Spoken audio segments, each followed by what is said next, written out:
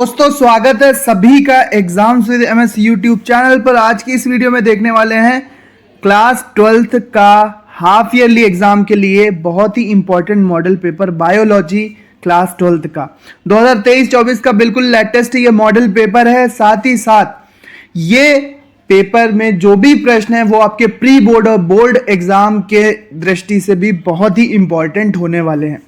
शहजाद ने ये पेपर भेजा है ताकि और भी लोगों की मदद हो सके और भी बच्चे अपनी तैयारी को अच्छा बना सकें। यूपी गाजीपुर से ये पेपर यहाँ पर प्राप्त हुआ है। इस मॉडल पेपर को इसी के अकॉर्डिंग आपको अपनी तैयारी करना है। सारे प्रश्न इंपॉर्टेंट है, वीडियो को लास्ट तक देखना। तो शहजाद का धन्यवाद। तो 3 घंटे 15 मिनट 3 घंटे मिलते हैं। यहाँ पर हाफ ईयरली पेपर है, सभी प्रश्न करना अनिवार्य है। ठीक है, यहां पर सबसे पहला प्रश्न है, निम्न प्रश्नों में दिए गए विकल्पों में से सही विकल्प चुनिए। 70 नंबर का पेपर होता है, 30 नंबर का प्रैक्टिकल होता है। तो आप ये वीडियो कौन से शहर कौन से गांव से देख रहे हो, अपने शहर या गांव का नाम कमेंट में जरूर लिखना। तो सबसे पहले यहां पर लिखा है टर्नर सिंड्रोम के लिए निम्न में से कौन सा संकेत नहीं है। AAX हो, AAXY, AAXYY या AAXXY या AA XXX। ठीक है, कौन सा यहां पर टर्नर सिंड्रोम के लिए संकेत नहीं है। क्लास 12th बायोलॉजी का जेनेटिक्स का ये प्रश्न बहुत ही महत्वपूर्ण। तो यहां पर सही विकल्प आपको सिलेक्ट करके लिखना है। उपदंश उत्पन्न करने वाला बैक्टीरिया कौन सा है। उपदंश उत्पन्न करने वाला बैक्टीरिया बताना है कौन सा है। ट्रिपोनीमा पैलिडम या नाइसीरिया गोनोरी या लिस्टीरिया मोनेसिस्टोजेंस या पर्सिनिया पेस्टिस, ये आपको बताना है।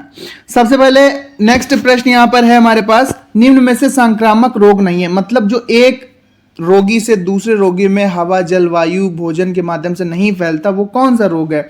वो कैंसर है। यहां पर सी वाला ऑप्शन सही है। कैंसर एक संक्रामक रोग नहीं है।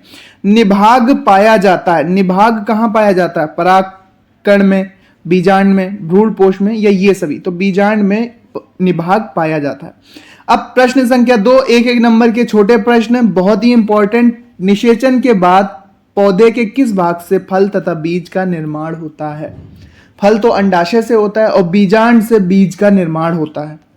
अंडाशय से फल और बीजांड से बीज का निर्माण होता है। भक्षकाणु क्या होते हैं। WBC जो हमारे रक्त में पाई जाती है उन्हें भक्षकाणु भी कहते हैं, क्योंकि वो बाहर से जाने वाले एंटीजन पदार्थ बैक्टीरिया इत्यादि को मार गिराते हैं, उनका भक्षण कर लेते हैं, उनको खा जाते हैं। अगला है यहां पर प्रश्न, मेंडल द्वारा कराए गए द्विगुण संकरण में F2 पीढ़ी में प्राप्त फिनोटाइप लक्षण का प्रारूप बताइए।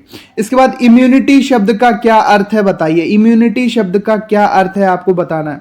परागण को परिभाषित कीजिए। काफी इंपॉर्टेंट प्रश्न, परागण क्या होता है, परागण को यहां पर आपको परिभाषित करना है।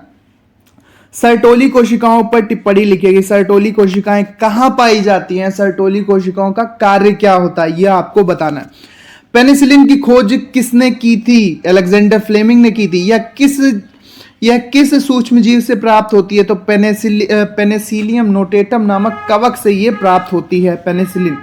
पेनिसिलियम नोटेटम और पेनिसिलियम क्राइसोजिनम नामक कवकों से पेनिसिलिन एंटीबायोटिक की खोज हुई थी, जिसे अलेक्जेंडर फ्लेमिंग ने किया था। अगला है यहां पर प्रश्न, सहजीवी से आप क्या समझते हैं। सहजीवी से आप क्या समझते हैं। ठीक है, लाइकेन में सहजीवी होते हैं, शैवाल कवक दोनों एक दूसरे को लाभ पहुंचाते हैं, इसे सहजीविता कहते हैं। लाइकेन सहजीविता का एक उदाहरण है। नेक्स्ट पेज पे चलते हैं और देखते हैं वहां पर कौन कौन से इंपॉर्टेंट प्रश्न पूछे गए हैं।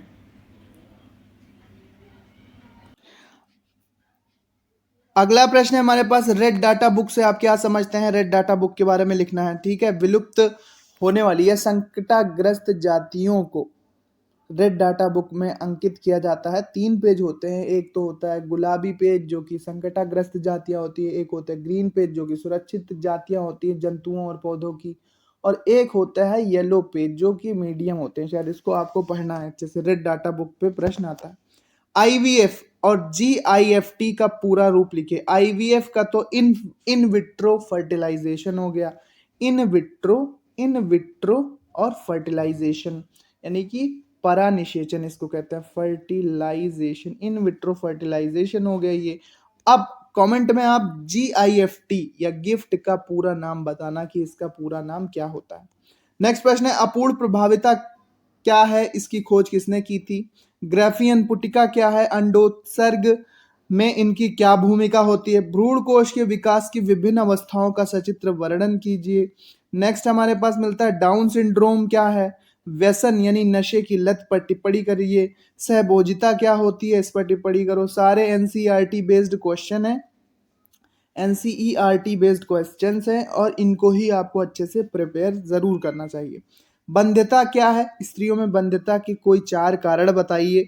ठीक है। एड्स क्या है, इसका पूरा नाम लिख देना। इस विषाणु से शरीर के किस भाग को प्रभावित करता है, ये हमारी प्रतिरक्षा तंत्र को प्रभावित करता है। एक्वायर्ड इम्यूनिटी डेफिशिएंसी सिंड्रोम इसका पूरा नाम होता है। ह्यूमन इम्यूनो डेफिशिएंसी वायरस से यानी कि HIV वायरस से ये समस्या होती है। इसका संचरण किस प्रकार होता है, ठीक है, ये किस प्रकार फैलता है, एड्स किस प्रकार फैलता है, ये बताना। नेक्स्ट है सहप्रभाविता पर टिप्पणी लिखिए। सहप्रभाविता पर ऊपर भी एक प्रश्न पूछा गया है कि नहीं, अपूर्ण प्रभाविता था। ठीक है, अब सहप्रभाविता पर भी प्रश्न पूछ लिया गया 3 नंबर में। भक्षी और भक्ष्य को परिभाषित करो 3 नंबर में। परिवार नियोजन जरूर तैयार करना, आता है परिवार नियोजन पर प्रश्न 3 नंबर में यहाँ पर दिया हुआ है। आवर्त चक्र क्या है, विवेचना कीजिए। आवर्त चक्र क्या है, माफ कीजिए, आवर्त चक्र क्या है, परिभाषित कीजिए। और 5 मार्कर के प्रश्न है लिंग संलग्न वंशागति क्या है, मनुष्य में हीमोफीलिया तथा वर्णांतता की वंशागति का वर्णन करो। अथवा यहाँ पर है, नहीं आता ये वाला तो कर सकते हैं, मानव में युग्मक जनन को विस्तार पूर्वक समझाइए। अगला प्रश्न है लॉन्ग आंसर टाइप बायोगैस क्या है, बायोगैस के उत्पादन में सूक्ष्म जीव की भूमिका पर संक्षिप्त टिप्पणी करो। नहीं आता ये वाला तो अथवा में एक है एड्स से क्या समझते हैं, इस रोग के लक्षण, कारक, फैलाव तथा नियंत्रण का वर्णन कीजिए। और लास्ट प्रश्न हमारे पास मानव में लिंग निर्धारण का क्या तात्पर्य है, इसकी क्रियाविधि रेखाचित्र द्वारा समझाइए। ये वाला क्वेश्चन काफी इंपॉर्टेंट है, जरूर आपको लॉन्ग आंसर में मिलता है 5 से 6 नंबर में या 7 नंबर में लॉन्ग आंसर टाइप में ये मिलेगा ही मिलेगा। अगर नहीं आता लिंग निर्धारण वाला तो फिर मादा जनन तंत्र का नामांकित चित्र का वर्णन कीजिए, ये भी आप कह सकते हैं। तो ये पूरा पेपर था, बहुत ही महत्वपूर्ण प्रश्न है, इसमें एनसीईआरटी बेस्ड हैं, जो छोटे छोटे प्रश्न हैं 3-3 नंबर वाले, 2-2 नंबर वाले, 1-1 नंबर वाले, इस प्रकार के प्रश्न तो आपको आने ही आने चाहिए। लॉन्ग आंसर टाइप क्वेश्चन को सिलेक्टेड आप अच्छे से सिलेक्ट करो और उनको तैयार करके रखो। जैसे एक लिंग निर्धारण का हो गया, एक यहाँ पर बायोगैस वाला भी एनसीईआरटी से आ सकता है। एड्स वगैरह तो सब जानते ही हैं, क्या लक्षण, कारक, फैलाव, इनको डिटेल में आप 3 से 4 पेज में अच्छे से लिखेंगे। और युग्मक जनन कुछ बड़े प्रश्न सिलेक्टेड करें, लेकिन बाकी जो छोटे प्रश्न हैं इस तरह से परिवार नियोजन, भक्षी, सहप्रभाविता, अपूर्ण प्रभाविता, बंध्यता, सहभोजिता, व्यसन, down syndrome, Turner syndrome, IVF का पूरा नाम, रेड डाटा बुक क्या है, इस प्रकार के प्रश्न आपको बिल्कुल 100% क्लियर होने ही होने चाहिए, इसमें कोई भी डाउट नहीं होना चाहिए। ये सारे प्रश्न कर लोगे तो आसानी से 70 में 60-65 नंबर आराम से आ जाएंगे। सो मिलता है अपने नेक्स्ट वीडियो में। उम्मीद करते हैं वीडियो आपको पसंद आई होगी। लाइक करो, शेयर करो। इसका PDF आपको हमारे टेलीग्राम चैनल पर मिलेगा, टेलीग्राम चैनल का लिंक डिस्क्रिप्शन में दिया हुआ है। सो थैंक यू एंड मिलते हैं अपने नेक्स्ट वीडियो में।